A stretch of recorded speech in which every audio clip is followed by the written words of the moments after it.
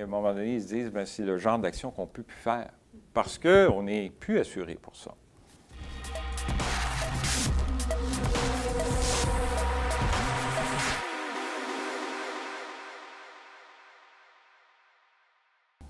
Mon nom, c'est Roch Lafrance. Je travaille depuis de nombreuses années à l'Union des travailleuses et travailleurs accidentés ou malades. On est un groupe qui offre des services, mais on est aussi un groupe de défense collective des droits. Et donc, on fait les deux volets. Tous les organismes, j'imagine, on a une assurance depuis plus de 40 ans. En 2013, on reçoit aucun appel, rien. On reçoit notre police d'assurance que j'ai ici. Police d'assurance 2013, et qui ressemble à toutes les autres qu'on a eues avant. Mais on a ici un petit avenant, et je vous le lis parce que ça vaut la peine. Donc, sont exclus du présent contrat tout dommage découlant de manifestations, mouvements de foule, grève ou de contestation de quelque nature que ce soit, auquel participe ou organise l'assuré. Dénoncer des choses dans la société, prendre la parole, et là, tu te dis, bien, je vais me retenir tout d'un coup qu'il y a quelqu'un qui pourrait me poursuivre. Bien là, c'est parce que tu ne fais plus rien. Et il y a possiblement des groupes qui signent ça, et à un moment donné, ils se disent, bien, c'est le genre d'action qu'on ne peut plus faire, parce qu'on n'est plus assuré pour ça.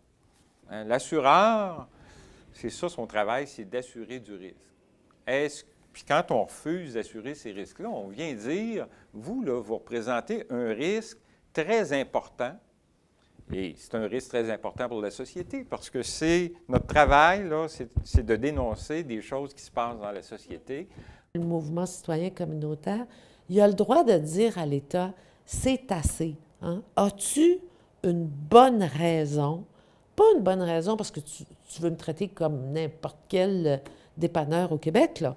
As-tu une bonne raison de m'imposer encore une contrainte, d'ajouter des clauses, je ne sais pas moi, dans un contrat de financement ou dis à l'assureur de me laisser tranquille? Les femmes comprennent très bien que c'est comme ça, en s'associant, en étant ensemble, qu'on va réussir à faire changer des conditions de vie. Maintenant, entre ça, il faut régler les problèmes médicaux, de nourriture, d'enfants, de loyer, d'immigration. Mais on a une belle énergie quand les femmes après reviennent, qu'elles voient les résultats de l'action collective, indépendamment de laquelle, quand elles voient les photos, quand elles voient qu'on a été toutes ensemble, et ça aide les femmes dans leur propre vie, parce qu'elles se rendent compte qu'on peut changer quelque chose. Alors, pendant qu'on passe notre temps à faire ces redditions de comptes, à essayer de trouver des projets qui correspondent à notre mission, ça aussi c'est autre chose, ben on n'est pas sur le terrain avec les femmes. Alors ça diminue notre capacité à pouvoir travailler à l'amélioration des conditions de vie des femmes qui automatiquement entraînent la condition de vie de tout le monde. C'est clair que en faisant ça, le gouvernement, moi je vois ça comme une forme de contrôle, c'est que plus on est enterré avec la clientèle qui double et qui triple, ben moins on a de temps pour dire je m'excuse, mais avez-vous réalisé que votre politique, vos coupures vont nous affecter? La règle, c'est ma liberté d'association comme mouvement communautaire. L'exception, c'est des raisons particulières, des raisons supérieures pour l'État d'intervenir dans cet exercice citoyen.